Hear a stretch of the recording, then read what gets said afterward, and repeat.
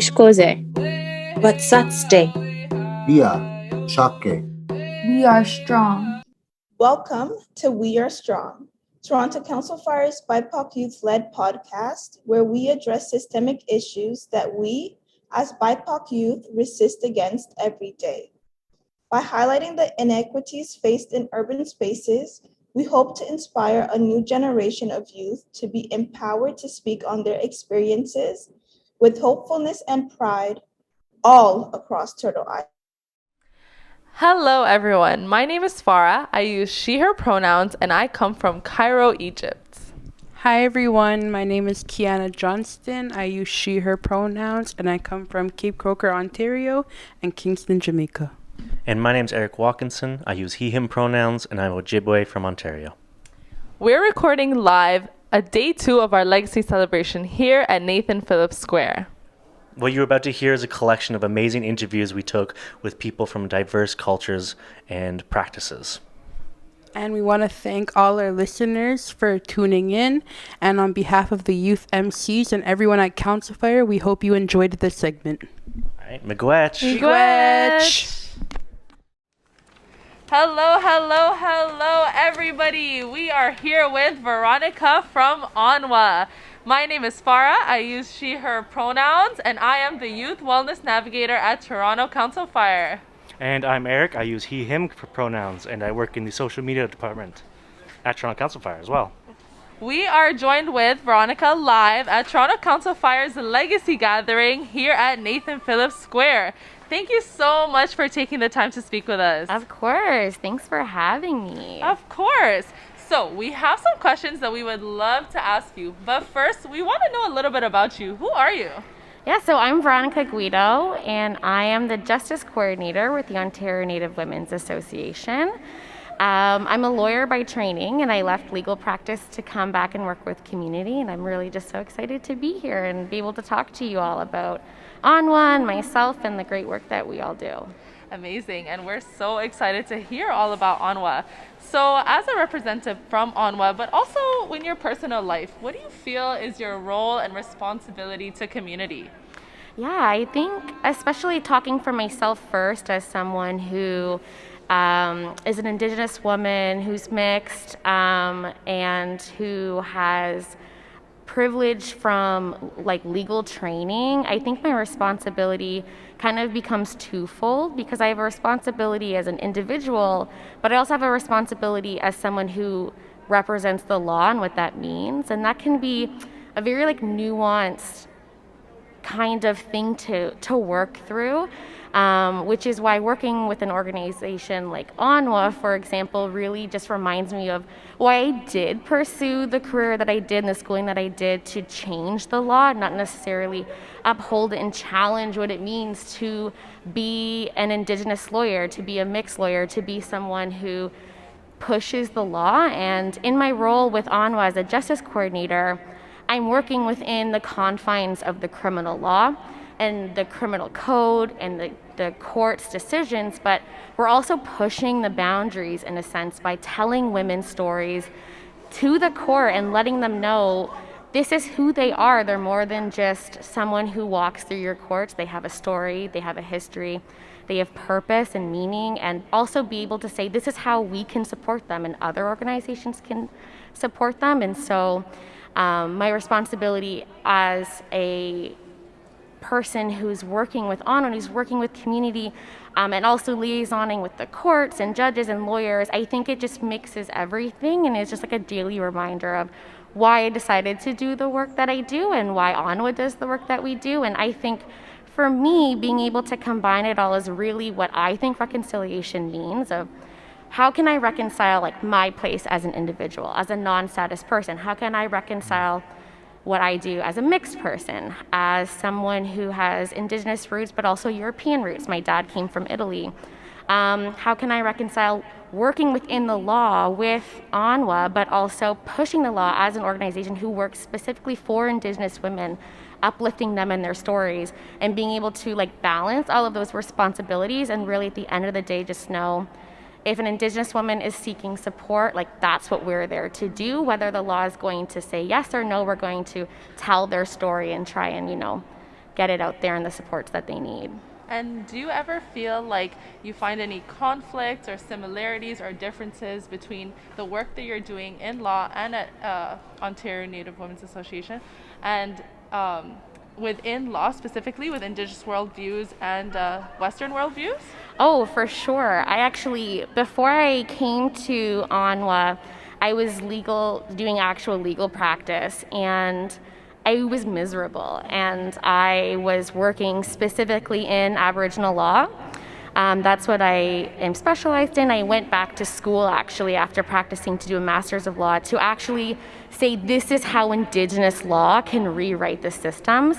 And coming to ONWA and working within GLADU principles where we're able to marry the two and show how reconciliation can happen in the law, but only if it's on an individual basis. And so that's what's a really exciting thing about the work that we do with GLADU.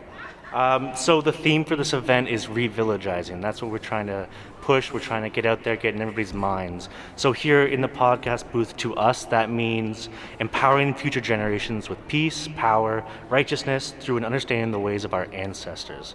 For you on a personal level, what does revillagizing mean?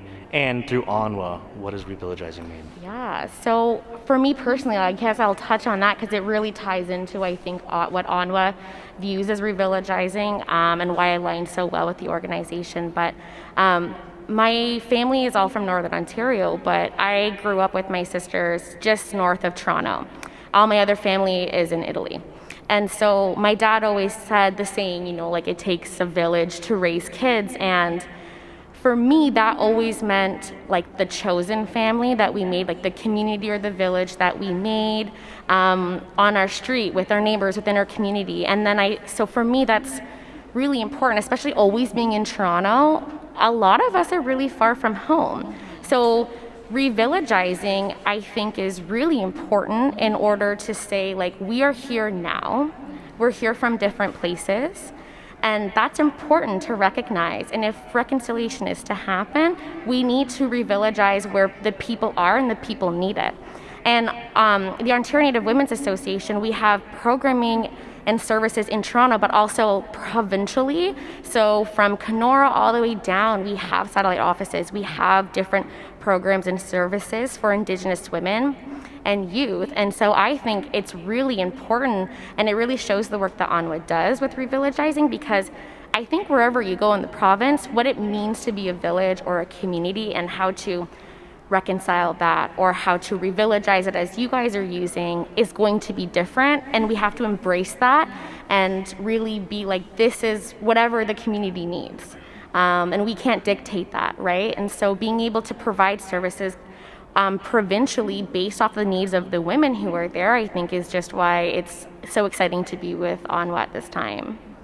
And I think that's amazing that you said that, because I find a lot of the times when we encounter difference, our first reaction might be to be afraid or to shy away from it. But I love that you're saying that difference is something to be, to embrace and to love and to love each other for our differences, not despite them as well. Exactly. And I think all of our purpose is here, everyone who's here, everyone who does this type of work, is we're trying to tell people don't pan-indigenize us. Don't pan-indigenize services, people, language, whatever it is. And so if we're to say every single organization needs to revillagize the same, well, that's not very different than saying every Indigenous person and community is the same or needs the same things. And so being really purposeful in the work that you do and recognizing community first. And for ONWA, individual first. What supports do you need? What cultural support do you need? But also what supports do you need outside of culture, and how can we marry the two and support you as an individual so that you can support your family and support your community, right? As the elders always say, the circle starts with the children in the middle and it goes outwards. It also is individual in the middle and goes outwards. Going off of that, is there any sort of message that you'd like to leave with the community today going forward, whether that's the people here in the square or the people who you work through with ONWA? Mm-hmm. I just would think I'd like to say that all these organizations that are here and more who maybe couldn't be here today or in other parts of the province or even the country, Turtle Island, we're here to support you. come see us, reach out to us, don't be afraid. We're here to help you. And if that means we can't do something through our capacity as an organization, but we know someone who can, we're going to set you up with them because we want to set you up for success. So we're all here for the same reason, the same purpose. Like, come say hi, shoot us an email, call us, visit any of these organizations' websites or social medias, because I think we're all here with the same heart and the same purpose, and that's for all of you. Amazing. Honestly, I feel so lucky to have been able to sit with you and learn from you. And it sounds like y'all are doing some absolutely. beautiful work. So I guess the last thing we kind of wanted to ask you about is about your booth, your teepee here. How are you feeling? Have you been having fun? And what can someone find if they were to visit your teepee? Yeah, so I was lucky enough to be here both days, the full time. So it was really exciting. I'm so glad to be here. I've done like all my schooling and most of my life inside Toronto, and with ONWA I moved outside of the city, so it's really nice to be back because I mean, what we're talking about revillagizing, right? Toronto has always been a home and a community to me, like lots of other people. So ONWA, actually, we turned 50 as an organization last month in October. We have a wonderful magazine that we do. We actually have a 50th edition. We've been handing them out on the last 2 days. So if you come to our booth, you'll see lots of our magazines. They're called She Is Wise. This past edition, we have interviews with some amazing Indigenous women, like Pam Callmatter, for example, is on there. She's a lawyer from out east. We also have lots of brochures for some of the different programming we do, because we do programming from like the justice programs like I do, but we also have like mental health work, anti-human trafficking work, community, mental health, healthy babies. We span so many different services, so we're able to talk to all of those things and also just direct you to our website. And we have we had lots of swag, but it's all gone now. But we also have like some tea recipes, a little thing on the medicines, the 13 grandmother teachings, lots of stuff that's both like maybe more like academic or like reading, but also lots of cultural things, which I think is exactly what ONWA is, right? Like best of both worlds and combining everything in the most accessible way possible. Yeah, amazing. Speaking of reaching out and contacting you, is there anything you'd like to plug? Website, social media, things like that, where people can find you and ONWA? Yeah, so our website's super easy. It's just onwa.ca. We're on all of the big social media platforms. We've been tweeting about the past 2 days, the things that have been going on, our teepee booth. So definitely go to the website, check out our social media. As an organization, we just launched bail Gladue writing this past week in the Brantford and Ottawa courthouses. So if you go onto our website, you'll see a video that we did, so you'll see my face and hear my voice one more time talking about the importance of Gladue writing at bail, which is a really exciting thing that we've been able to launch. And also just like I could speak for hours about all the things that ONWA does, but I mean, I only can really talk right now about the justice programming, but please like visit our website, check out all of the services we have on all the different jurisdictions, and you'll be brought to like the perfect person to speak to. Amazing. That's amazing. Well, thank you again for joining us. It's been again a pleasure to sit here with you. And you can find ONWA in the middle of the square. Do you want to tell us a bit about where you're located? Yeah, so we're in one of the large 3 teepees that are in the middle of the square. We're the middle one. If you're at the back side where the like council fire tent is, you will see like the beautiful woman on the back of our teepee. We got a big white one there, our table in front. We kind of have prime real estate because we're right viewing the sacred fire as well as the main stage.